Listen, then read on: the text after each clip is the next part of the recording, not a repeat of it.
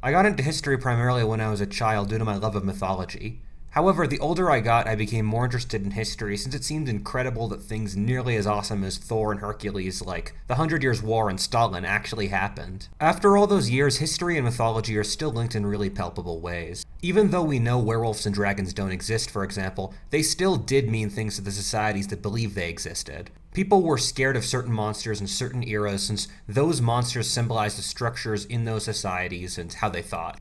You can understand a tremendous amount of how the past worked through looking at monsters. This video will look at history through the lenses of 10 different monsters to see what insecurities and things they symbolized alongside looking for the real history behind them. Almost every myth has a grain of truth behind it, and so we'll be looking at why our ancestors often believed in things we find ridiculous today. Before we start, this video turned out weird as hell since I started making it, as it goes into so many weird realms like myth, psychology, etc. Also, much of the stuff I'm going to be talking about here happened thousands, if not tens of thousands of years ago, and I'm just going to make clear, a lot of this will turn out to be wrong with future scientific evolutions and is already pretty heavily contested.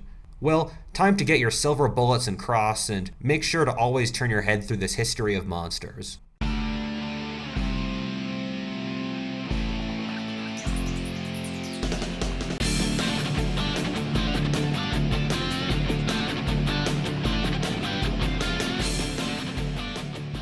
I really love reading. I read about 80 books a year and it's my favorite thing to do. One of my favorite ways to read is through Audible. An example, one of the best geopolitics books I've ever read I got on Audible, which is The Storm Before the Calm by George Friedman, which tries to predict what the state of the US will be across the 2020s. It covers how the US will go through a massive transition on both a political and an economic basis, which the author believes will be the roughest in American history. The good news, however, is that it's projected to have a golden age afterwards. This just scratches the surface of cool stuff I've listened to on Audible. Another example being Seeing Like the State by James Scott, which talks about how governments have purposely simplified the world and societies around them to make them more controllable over modern history. Audible is an app that allows you to download and listen to audiobooks. As a member, you get one book a month and there are countless titles on every topic. Also, you're open to the Plus catalog, which is all sorts of stuff like audiobooks, guided meditation, original entertainment, and podcasts. With all this going on, you should really check Audible out. To do so, use the special WhatIfAltist code, click the link in the description, visit audible/WhatIfAltist, or text WhatIfAltist to 500-500. Number 1. Coming from the last ice age, the Lord of the Beasts or the Sorcerer God. One of the weird things we've figured out at the prehistoric world is that it's perhaps more connected than we'd believe. We see eerily similar archetypal beliefs across all of Eurasia during the last ice age. Cave paintings in Europe, Indonesia, and Africa and all over the world portray the same symbols repeated again and again. I wonder if this links to the theory that there's some sort of Proto-Eurasian language that we can see very faint traces from around 15,000, 17,000 years ago. In a cave painting in southern France, we saw this haunting portrait called the Sorcerer or the Lord of the Beasts. This is an archetypal figure that we see in lots of hunter-gatherer mythologies and paintings, or a certain god of animals that would release prey to humans when they pleased him. It was the job of the hunters to effectively honor the natural laws that allowed the animals to be released for them to hunt them, and when the god was displeased, there'd be starvation. The Lord of the Beasts likely served a role of humanizing the deep natural balances that humans had to follow in a hunter-gatherer ecosystem. The tribes that would overhunt in the short term would do worse in the long term than those that would hunt sustainably. Creating complex rites around proper procedure for hunting was a way of codifying biological systems that let humans survive in the long term without overexploiting the environment. However, as people moved towards farming, this sort of deity had less and less meaning and receded in importance to being a forgotten backdrop to other gods. Humans stopped viewing themselves as inextricably part of nature to instead viewing themselves as dominating nature. This god survived in a lot of ways in later mythologies. In basically all the Indo-European societies in the historic record, we see some sort of clearly descendant god like the Irish Cernunnos, the antlered god of the Hallstatt culture, and probably Greek Artemis. It seems likely from the archaeological record that the indigenous population of India and the Indus Valley civilization also had similar gods. It seems heavily likely that the wild hunt tradition coming out of northern Europe also dates back to this primordial tradition. Later references to God as well, whether with Abrahamic Yahweh, Zoroastrian Ahura Mazda, and Hindu Shiva, all hold some sort of reverence to the power that the Lord of the Beasts held. Thus, it's possible this deity is a deep, deep root for a lot of current religions. Number 2. Tiamat coming out of ancient Mesopotamia. In Babylonian mythology, there's a story about how the world started. Long story short, it's when the god of order Marduk slayed the giant saltwater dragon of chaos, which allowed stability for normal human life to form. Marduk and his sky chariot lightning bolts crush the dragon, freeing lots of water and destroying all our evil children. This story, which I've brutally simplified, but which we all perfectly understand, has a ridiculous amount of meaning behind it. People often treat this story as if it dates the dawn of time, and there probably are versions where it does, but the story as I told it is a pretty late introduction into Mesopotamian history. Every city in Mesopotamia, or the area corresponding to modern Iraq where civilization first formed, had a patron god that it operated in the name of. For example, Asur was the patron god of Assyria, and the temples often owned significant parts of the land and claimed to be their representations on Earth. The gods were treated as real people and were given offerings of food, sex, treasures, and rites to honor them. Marduk was the patron god of Babylon, and as the Babylonians became more powerful, they placed the belief in that Marduk was the greatest god as part of the religion that became gradually accepted. However, this was a popular story in some version across the whole of Eurasia. The tale of the powerful male, normally thunder god slaying the giant snake of chaos, manifests in Norse mythology with Thor and Jormungandr, in India with Indra and Vritra, or in Greece with Apollo and Python. But why? First of all, we as humans just don't like snakes. They were our top predators in the trees when we were apes, and even now they kill more people every year than every non-insect animal combined. Snakes thus are often representatives of everything that scares us. Secondly, in a culture like Mesopotamia's, the chaos the snake represented was terrifying. The way Mesopotamian society functioned was that large parts of the population worked around the clock to effectively keep the irrigation ditches working. This was since in a climate like Iraq's, if they didn't, everyone would starve. The Tigris and Euphrates rivers are extremely brutal and unpredictable as well. Mesopotamia also faced incredible amounts of tax from every neighboring area. With all this going on, the way governance was justified in Mesopotamia was as a battle against chaos that would tear civilization apart, and the king was the representation of civilization holding everything together, making this myth quite popular among the elites. The snake symbolism is fascinating when paired with the Garden of Eden myth, where the common interpretation is that the Garden of Eden symbolizes the shift from hunter-gatherer to agricultural societies. This is since hunter-gatherer societies normally work far less, are healthier, and have a better diet, but switching to farming increased humanity's total abilities tremendously. In other words, by taking the fruit of knowledge in exchange for drudgery. Similarly, snakes are seen as wise in most hunter-gatherer cultures, and making the snake evil demonstrates interesting symbolism in that mankind had gone from working inside nature to the world of Marduk versus Tiamat in the Bible, where mankind was fighting against nature to maintain its crops against the ravages of rain, pests, and each other. Speaking of the Bible, this is basically the same story as the Leviathan in Revelation. The sky god, in this case Yahweh, crushes the giant ocean snake Leviathan. It's just that this takes place at the end of the world rather than the beginning. Also, as a side note, the scholarship is generally unified in the belief that the Leviathan was effectively a whale, given that the Hebrew words for them were the same, and the stories about shooting out jets of water make sense. Number 3. Nagas, fairies, dryads, and more. The Indo-Europeans are some of the greatest conquerors of all time, and very few people have heard of them. Around 2000 BC, they conquered a massive region stretching from Bengal to Ireland, spreading the languages that evolved into Russian, Hindi, English, and Latin. Their conquests resulted in differing results in different regions. For example, largely committing genocide against the indigenous inhabitants of Northern Europe, while intermarrying in India and Southern Europe. In India, there were these mythical snake people called the Nagas. As the Aryan invaders of India drove into the jungle, they fought, interbred with, and made alliances with these snake people who were natives to the jungle. The theory now is the Nagas were representations of the pre-existing Dravidian inhabitants of forest India. These people worship snakes, with, in India, cobras growing to nearly 20 feet long, makes them terrifying and powerful creatures. There are similar theories that the fairies in Irish mythology are also representations of the pre-Indo-European population. Irish mythology holds that Ireland went through 6 different invasions, with the fairies being the indigenous inhabitants before the ancestors of the modern Irish arrived. Genetics bears out that Ireland has experienced many different migrations of people across its history, with most being bloody and horrific genocides. The stone weapons found in Ireland and the mounds constructed by the pre-Indo-Europeans were called fairy in Irish pagan culture. Fairies in traditional Irish culture were not the small beings we believe them to be now, but large stately creatures and were downgraded with Christianity towards being tiny and pathetic. We could draw similar connections with the other Indo-European mythic inhabitants like the elves in Norse mythology or the dryads in Greek or Roman. However, in some cases where the Indo-Europeans didn't become the ethnic majority like in Greece, we see evidence of the previous religion surviving. In Greek mythology, the Olympians, with some exceptions like Aphrodite, who was an introduction from Mesopotamian Ishtar, were of Indo-European extraction. However, then you get chaotic gods like Dionysus, the god of drinking, raving, and psychedelics and everything else generally fun. Dionysus wasn't part of the Olympians, but his worship was a constant part of Greek history from beginning to end. Normal people would go to these raves, do drugs, and go insane for a night to get out of their minds. Many Greek city-states banned the Dionysian cult since it wasn't part of the state-prescribed Olympian religion, but Dionysus was almost certainly a survival of a pre-Indo-European religion. Side fun fact, from looking at statistical story analyses, we've found that a lot of classical fairy tales like Hansel and Gretel or Beauty and the Beast have to be at least 6,000 years old due to sharing deep Indo-European narrative roots. Number 4, some Greek myth rundowns.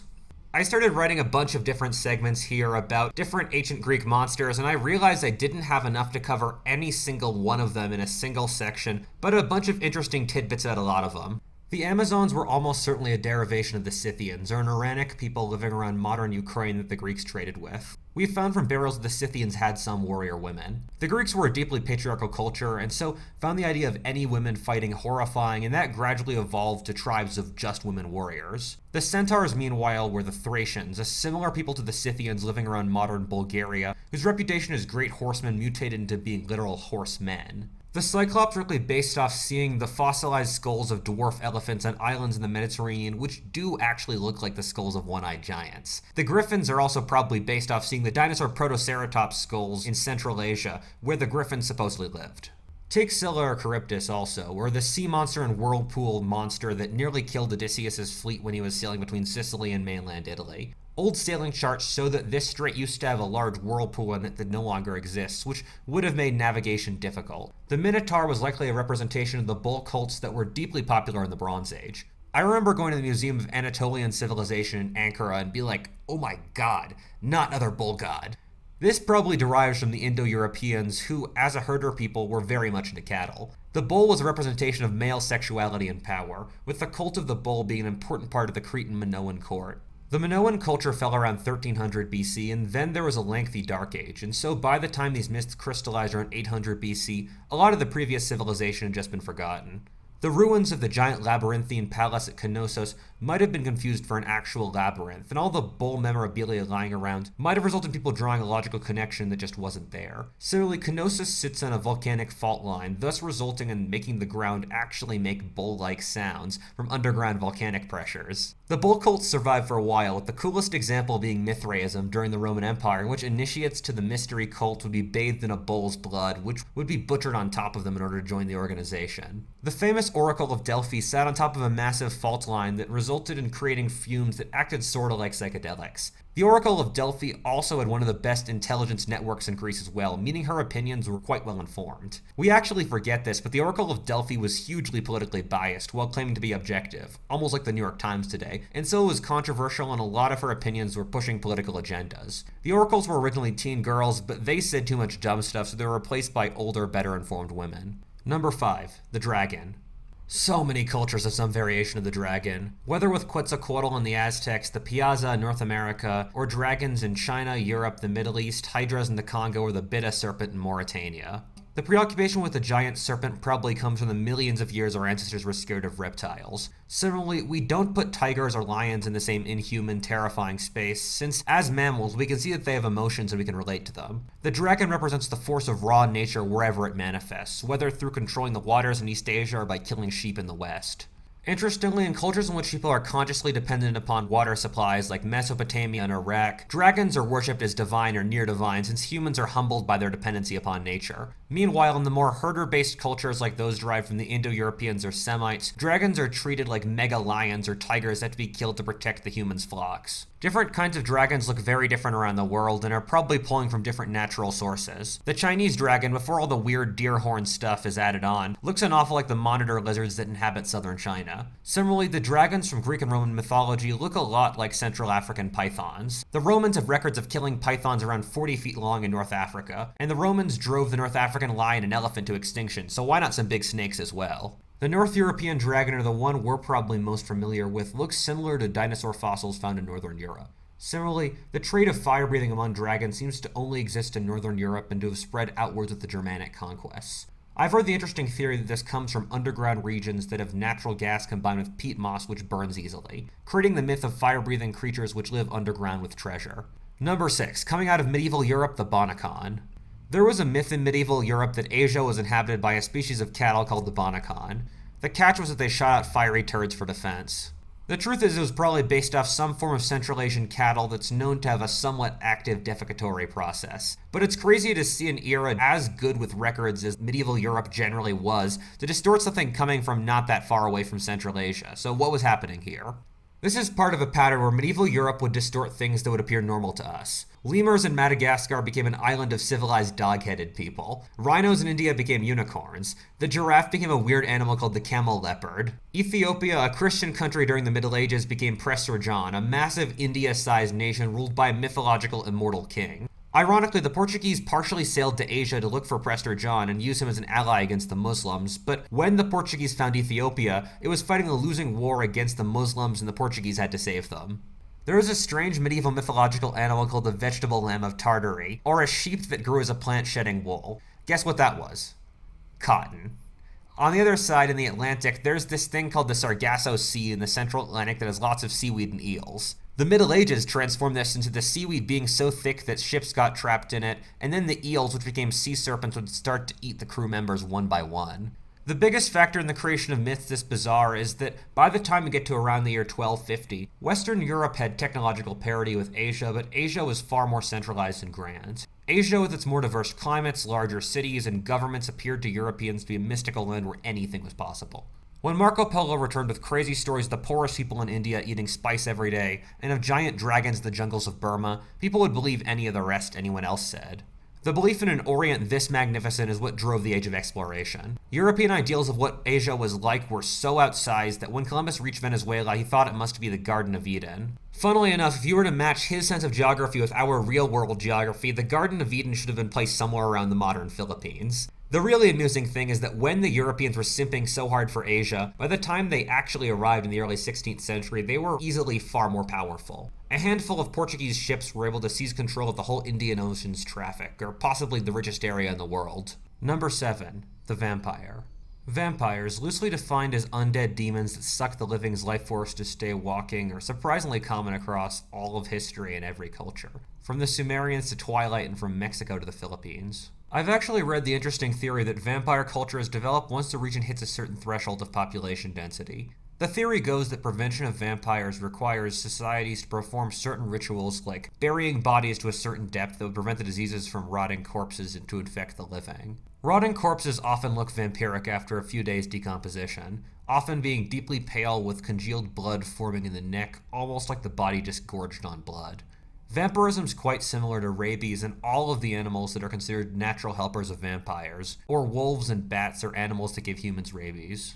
Interestingly enough, there's a genetic condition of chronic anemia or lack of iron called EPP that makes people extremely pale and sensitive to light. Also, blood's a pretty good source of iron, especially in earlier eras in which getting iron from other methods might have been difficult. The idea of similar like demons that would suck the energy out of a person in their sleep through sex like a succubus or incubus likely comes from people with sleep paralysis, which is a sleeping disorder by which people wake up but can't move and feel like they have dark, evil figures around them. Fun fact, the word nightmare comes from the Germanic folk belief that an evil demonic hag would have sex with men in their sleep and thus steal their energy.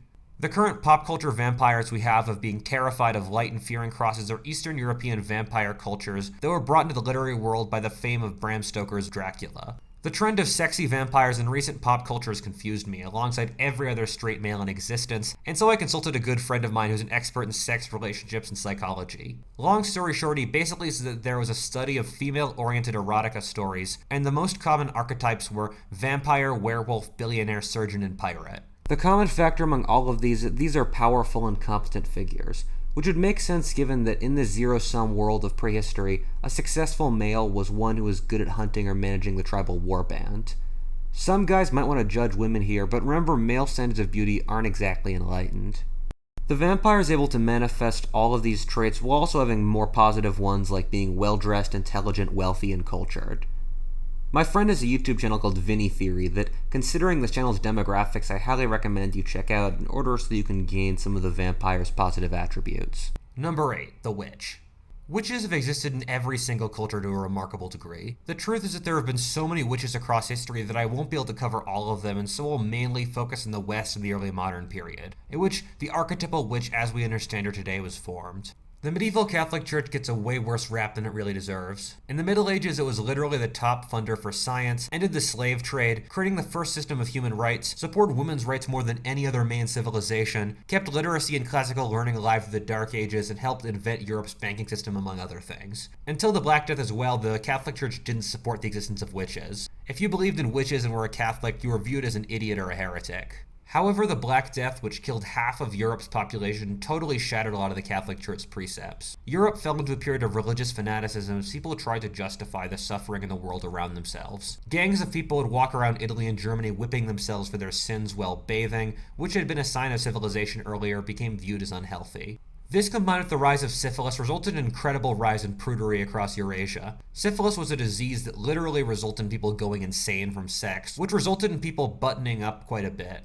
The results of this in Asia were extreme repression for women. In Islam, India, and China, upper-class women were not allowed to leave the house or have any rights. Horrific things like female genital mutilation, widow burning, and foot binding emerged. In Europe, tighter sexual mores developed. In the Middle Ages, for example, the nobility would have large amounts of consorts, and courtly love was basically sleeping with your buddy's wife. Friends would have sex in front of each other, and among the elite, sexual hospitality was pretty common.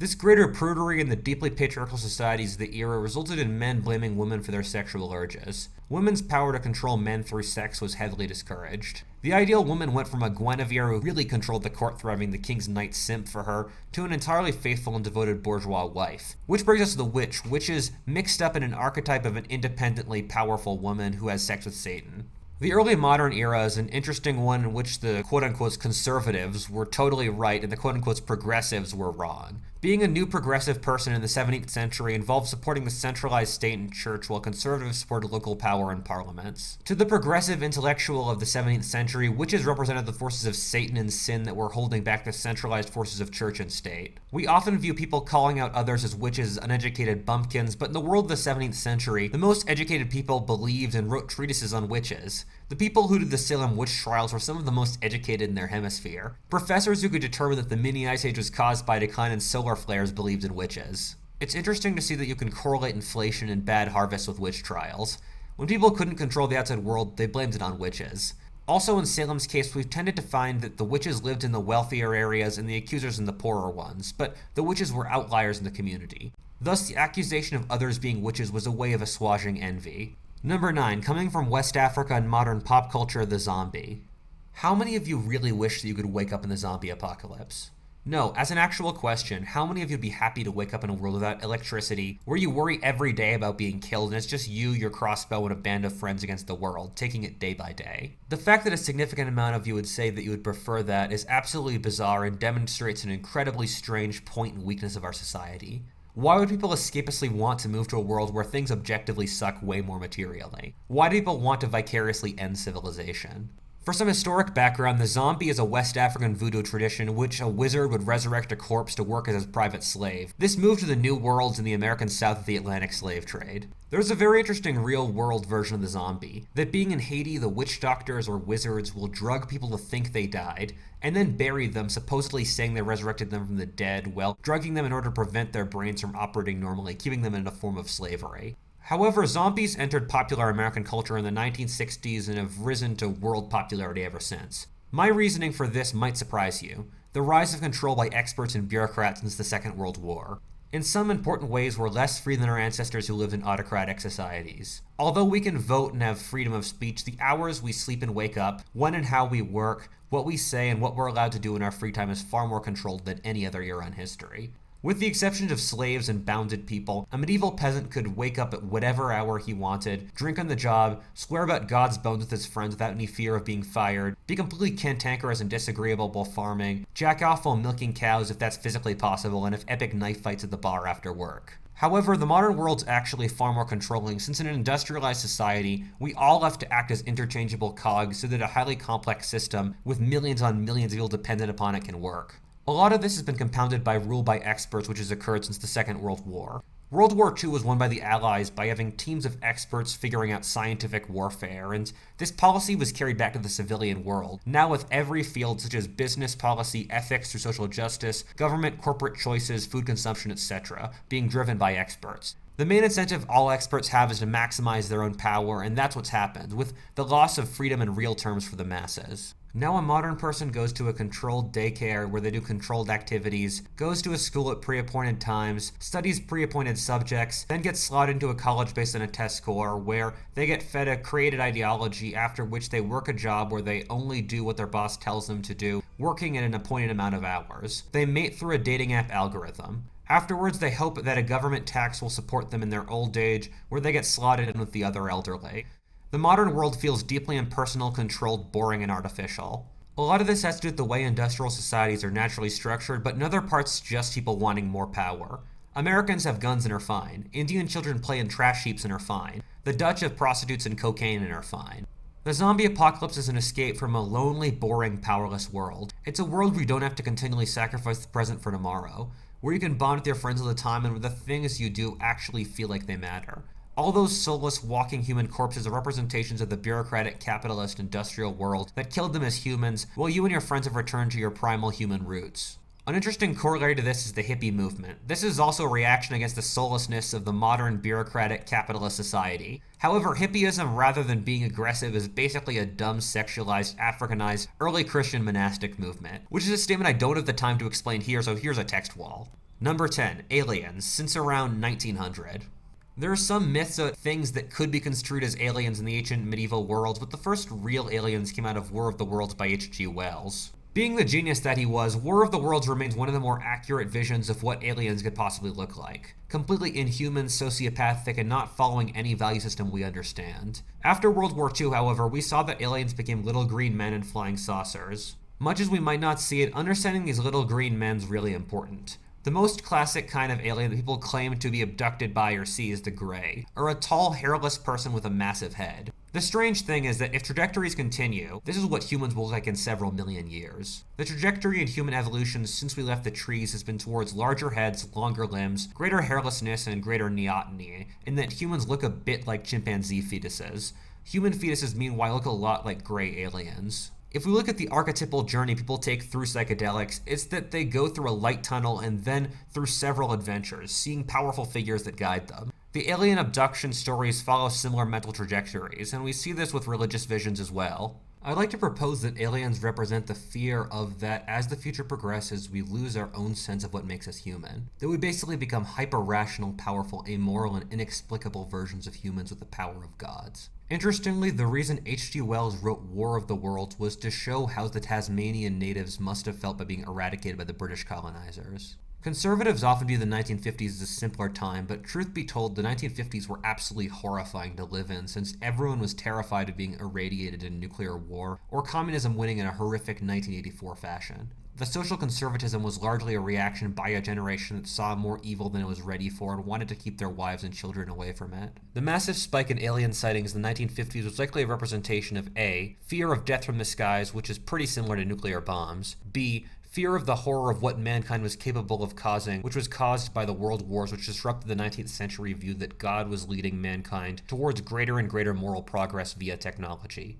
The Greys are only one kind of alien. The other is what I would call the Lovecraftian aliens, which is really every disgusting, inexplicable insect or reptoid alien, like the aliens in Alien. My boy H.P. Lovecraft was a super racist writer in the 1920s who created his own horrific mythology about giant alien gods like Cthulhu, which are always on the verge of destroying Earth in an instant. H.P. Lovecraft and his immense popularity are a representation of how we understand more about the world. We realize how small and weak we are on a cosmic scale. It's easy to believe in a loving God and a planet where everything works for us. However, our true insignificance is obvious when looking at how large the cosmos is and how easily life could be wiped out with a single supernova or asteroid strike. H.P. Lovecraft wasn't popular in his own era since the world hadn't realized that yet. The 1920s were trying hard to pretend World War I never happened, while also being doused in drunk nihilism. However, as we know more about space, his fame grew. Truth be told, if humanity becomes a spacefaring civilization, as it likely will, we'll have to face the horrors of what Cthulhu represents among the stars. Hopefully figuring it out won't turn us into greys. What a Feltist, and thanks for watching. If you enjoyed that video, please like, comment, subscribe, or stay tuned for additional content. Or alternatively, check out my Patreon, Twitter, or Instagram with links in the description. As always, thanks so much for watching and have a great day.